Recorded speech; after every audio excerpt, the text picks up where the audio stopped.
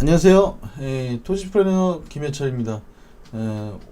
오늘은 저희가 이제 오늘 제가 미국 국적이신 것 같아요. 미국에 사시는 분인 것 같아요. 미국에 사시는 분인데 이제 광명시 로스앤젤레스라고 써 있었던 걸 카톡에서 본 것 같은데 이제 외국에 계신데 이제 광명 쪽에 땅을 가지고 계신 분이 자기 땅이 이제 보상을 받느니 안 받느니 뭐 이런 얘기를 좀 물어보셔가지고, 그래서 여러분들도 많이 궁금해하실 것 같아서 내가 땅을 샀는데 아니면 내가 땅을 사는데 과연 내 땅이 어떻게 돼서 보상을 받을 것인가에 대해서 좀 제가 준비를 좀 해봤는데요.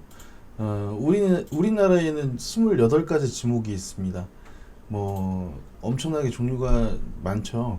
근데 이제 뭐 광천지도 있고 염전도 있고 공장 용지도 있고 학교 용지도 있고 주유소 용지, 창고 용지, 그리고 이제 철도 용지, 제방 등 뭐 여러 가지 그 지목들이 있어요.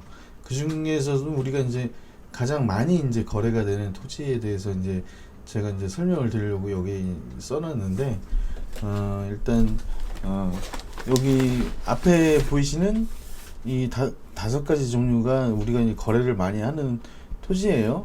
예. 대지는 말 그대로 이제 건축 행위가 가능한 그런 땅이고요.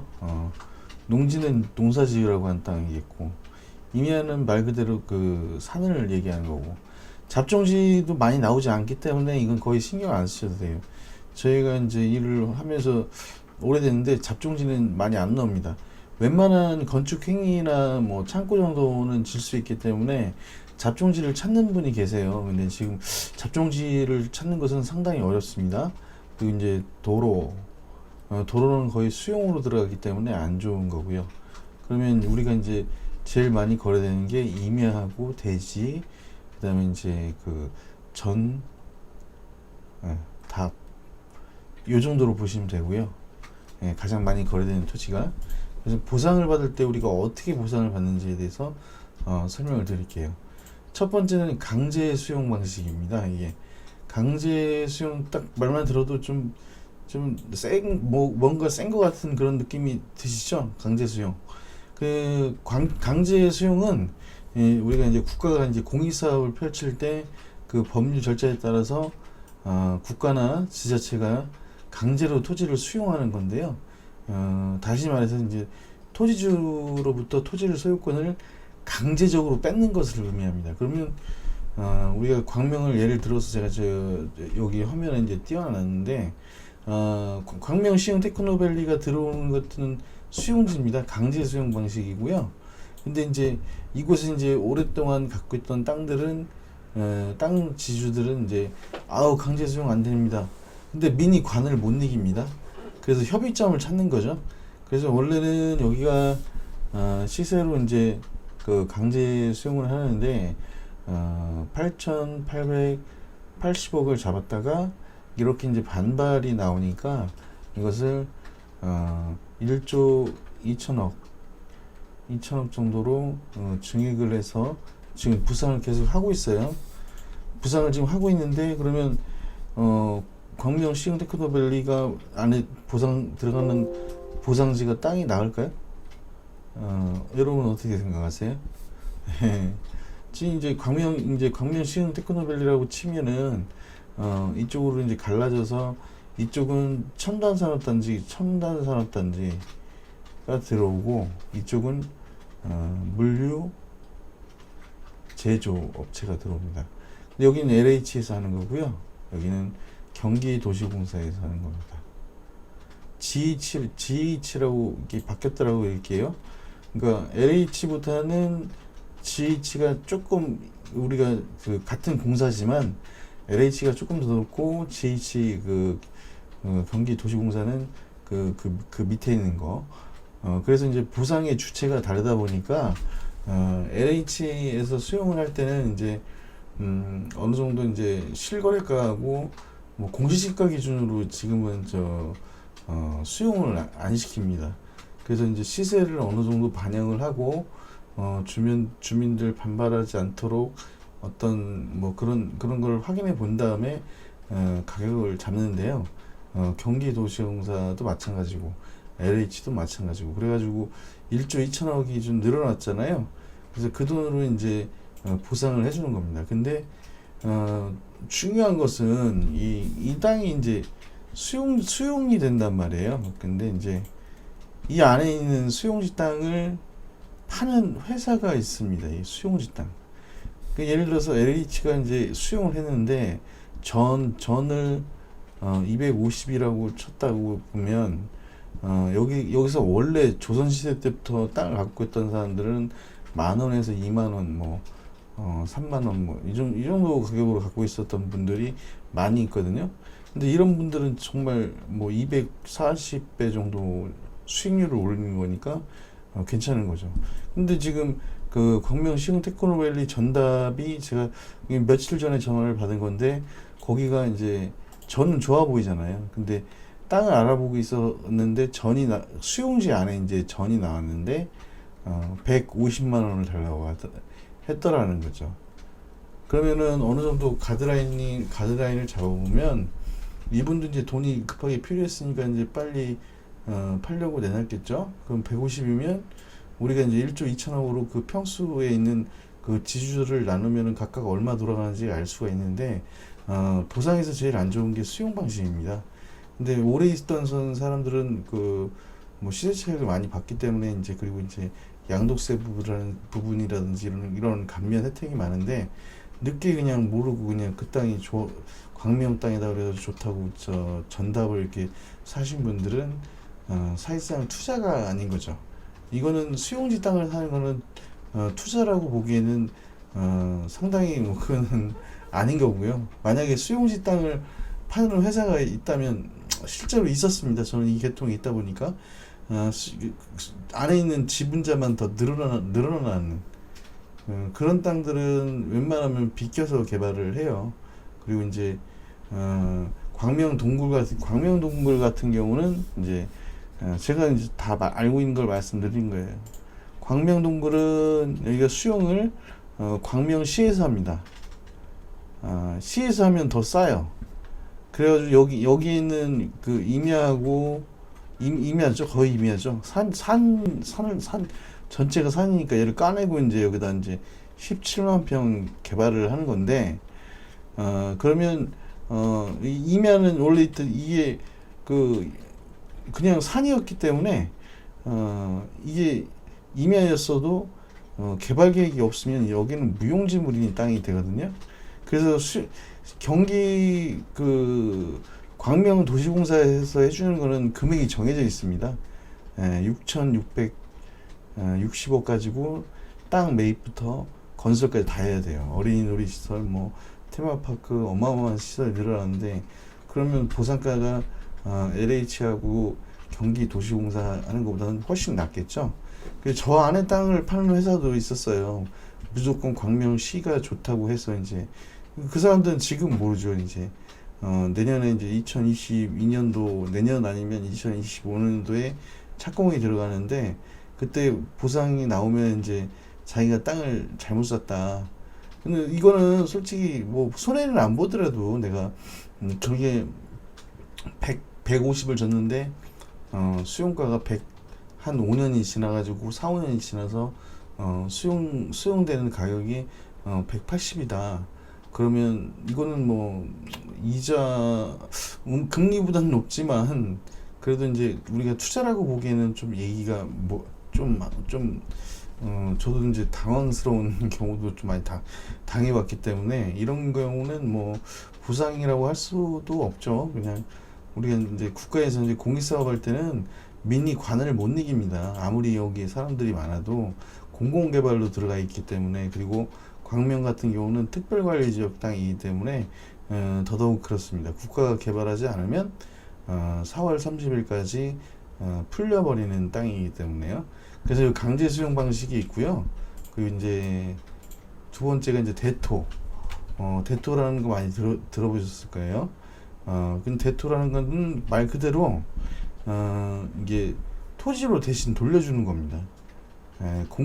이제 이 땅이 지금 여기 이 사람이 이제 어떤 공공기관 LH에 나온 어떤 직원이라고 쳤을 때 이 땅은 우리가 공공개발로 쓸 테니 반경 20km 있는 땅, 저 땅 좀 괜찮은 땅으로 이걸로 돌려주겠다.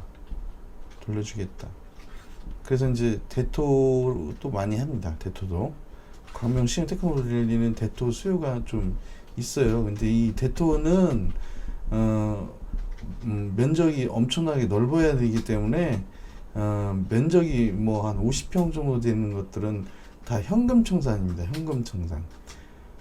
그리고 이제 대토 수요가 이제 이거는 땅을 크게 갖고 있어야지 가능한 거기 때문에 땅을 뭐 500평, 600평 갖고 있는 사람들이 해당되는 얘기가 아니니까 그거는 이제 대토 같은 경우는 이제 좀 흔하지 않은 경우다 라고 말씀을 드리고요.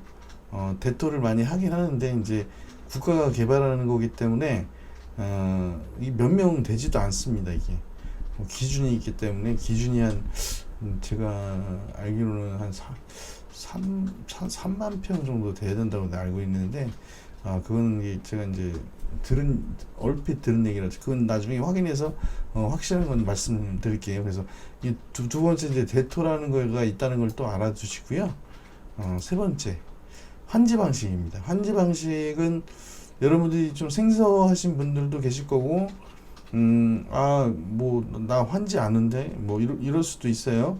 근데 이제 대부분 환지 보상은 도시개발할 때 시행 방식 중 하나인데 소유권자의 동의하에 기존 토지 권리를 개발 후 토지로 재분배하는 방식. 그러니까 개발하고 난 다음에 지금 보시면 여기는 지금 잠시만요.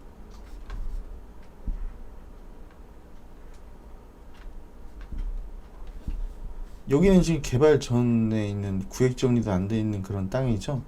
근데 이거를 토지 권리 분배해서 이제 그 구획 정리가 된 땅이고, 그럼 그 토지를 개발을 해주고 그러면 이 토지 가치가 올라가잖아요. 그러면 이렇게 환지로 이제 보상을 해주는 건데 이 간보율이라는 게 있어요. 간보율. 그래서 이제 우리가 완전히 이제 수용 방식에서 나쁜 방식은 아니지만 내 땅을 이만큼 100평을 갖고 있었는데 이것이 대지야. 그러면 한 50% 정도 땅을 주고 그 나머지 50% 땅을 이렇게 구획 정리된 땅으로 돌려서 받는 거기 때문에 집 지을 수 있는 땅이기 때문에 가치가 올라가겠죠. 근데 이게 임야였을 경우에는 간보율이 적습니다.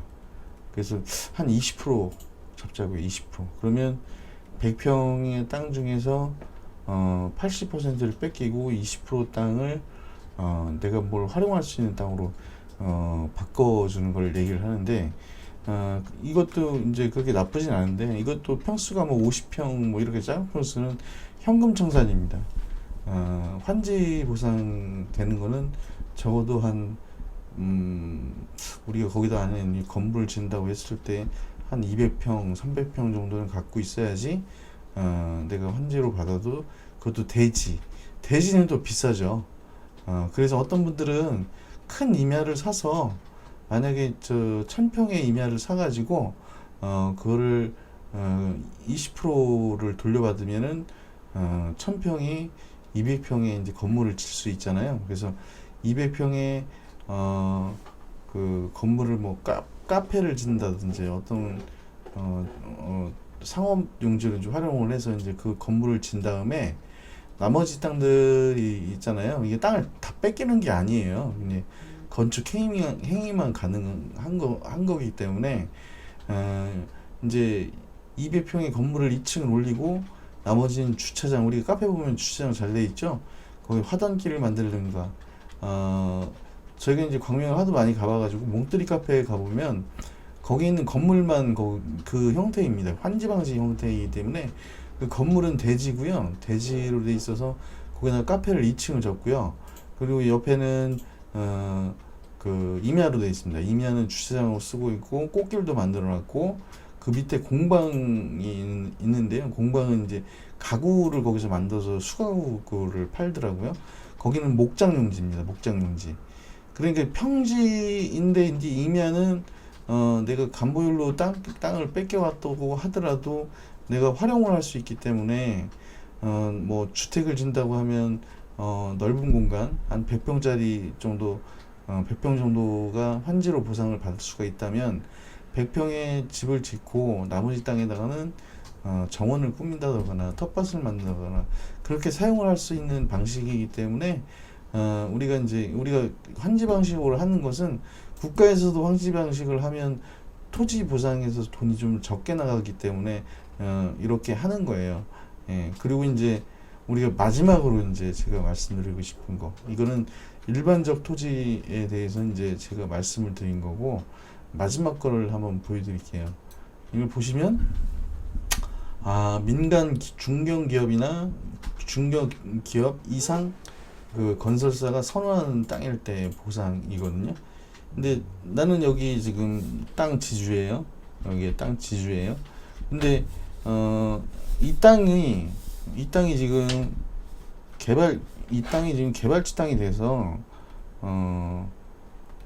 이제 여기가 만약에 그 사거리가 딱 있고 뭐 이런 코너에 있는 땅이라든가 아니면 뭐 산단에 그 옆에 붙어 있는 땅이라든가 그러면 개발업자들이 딱 보는 것은요, 이 땅 개발업자가 아파트를 짓는다고 하면은 아파트를 지었을 때 내가 이 땅을 높이 질 수 있잖아요. 그렇기 때문에 평당 금액을 많이 줘도 이 사람들은 만약에 내가 1,000만 원의 땅을 샀는데 2,500에 분양을 하면 그게 50층까지 올라간다고 치면은 어마어마한 거죠. 그래서 이게 이제 토지주가 갑이 되는, 토지를 갖고 있는 사람이 갑이 되는.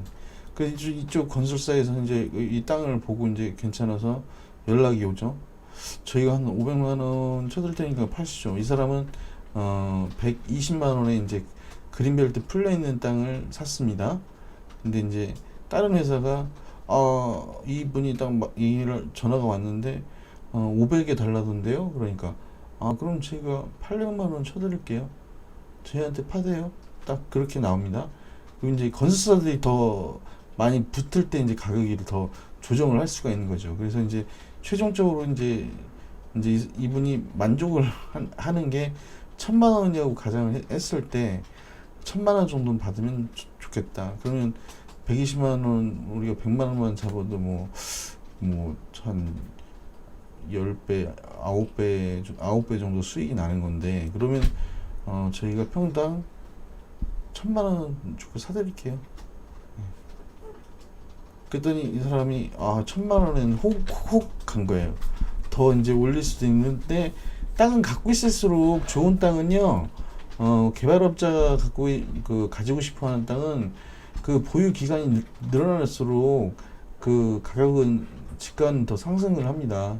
근데 언제까지 이제 매도 타임을 잡냐가 이제 그게 이제 관건이고, 여기서는 이제 1,000만 원을 제시해서 내 땅이 120에 샀어. 근데 1,000만 원 준대? 한다? 그럼 이게 돈이 얼마야? 내가 여기다가 예를 들어서 최저 평수로 해서 50평을 샀어. 근데 여기가 이제 그러면은 6천만 원을 투자했어. 근데 4, 5년 들으니까 여기가 1,000만 원을 달래. 1,000만 원을 준대요. 땅을 갖고 있는 사람이 근데 갑이 되는 거라고 아까 말씀드렸잖아요. 그래서 이제 가격 흥정을 할 수가 있다는 거죠. 그래서 우리가 투자용 땅이라고 그러는 겁니다. 우리가 투자용 땅. 실수요 땅은 상당히 비싸요. 수도권 한 10억 정도는 들고 10억 정도가 최하고 20억 정도는 갖고 있어야 돼요. 근데 그 6천만 원에 투자를 해서 3억이 되는 땅이라면, 그것도 한 3에서 4년 후 그러면 이건 무조건 투자해야 되는 거라고 저는 봅니다. 왜냐면 그 기간 대비가 짧기 때문에 우리나라에서 뭐 그렇게 기간 대비해서 짧게 수익률을 낼 수 있는 게 안정적인 게 없어요. 경기가 불황일 때는 우리는 토지에 투자를 하거나 아파트는 지금 투자해봐야 지금 몇 억씩 훅 빠지고 있는 경기가 불황이기 때문에 우리가 이제 가장 이상적으로 보는 것은 개발업자가 이제 나중에 이제 그 매수 의향서를 보내서 내가 갑이 되는 경우 그럴 땅을 찾아서 하는 게 저의 일이고요. 그리고 이제 많이들 물어보시는 게 이제 지번을 많이 물어보시는데 오시면 지번을 다 오픈을 해드려요. 왜냐면 지번을 알려드리면 뭐 지금 여기는 이제 지금 열람이 안 됩니다. 지금 토인이라고 해서 등록 전환을 신청을 해서 저희 땅은 열람이 안 되는데요. 좀 있으면 새로운 지번이 나오겠죠. 앞에 산자가 빠진. 그래서 이렇게 부동산에 그 보상을 받는 것은 이 세 가지 경우가 있고 이제 나머지 이제 건설사가 이제 직접 개발하고 싶을 때 통개발을 하고 싶을 때 욕심이 나는 땅 그런 땅이라면 투자해볼 가치가 충분히 있다고 생각합니다. 내가 가격 대비해서 기간 대비해서 정말 최저점을 잡아서 6천만 원에 3억을 벌 수 있다면 이걸 안 하면 안 하는 분이 못 하는 분이 나중에 거기가 개발이 돼서 땅 가격이 그렇게 상승을 했을 때 그때 누가 여기 땅을 사라고 했었는데 뭐 그때는 뭐 지나간 차고요. 근데 그 후회해버리고 그냥 맙니다. 제가 그 전에도 말씀드렸는데 80%의 투자를 못하는 사람들이 그런 유형이에요. 판교 테크노밸리가 옆에 개발되는 것도 알았으면서 판교 땅을 못 산 거하고 똑같은 경우거든요. 나중에 거기 살려고 했었는데 못 사가지고 그건 지나간 과거입니다. 그 80%에 계속 머물지 마세요. 그 20%의 투자자가 될 수 있도록 여러분들이 투자 마인드가 좀 올라갔으면 하는 바람에서 오늘은 미국에서 이제 전화가 오신 분 때문에 제가 이제 주제를 보상에 대한 거, 보상은 이런 보상으로 이루어진다라는 거를 제가 설명을 드렸습니다. 부족한 점이 있거나 아니면 궁금한 사항이 있으시면은 연락 주시면은 성심성의껏 답변해 드리겠습니다. 좀 지난번에도 뭐 미국 말고 그 인도에서도 전화가 왔었는데 하여튼 오늘 그 휴일 잘 보내시고요. 내일은 또 다른 주제로 해서 여러분이 알면 좋을 정보에 대해서 이제 고민을 하고 영상을 올리겠습니다. 감사합니다. 이상 토지평론가 김현철이었습니다. 감사합니다.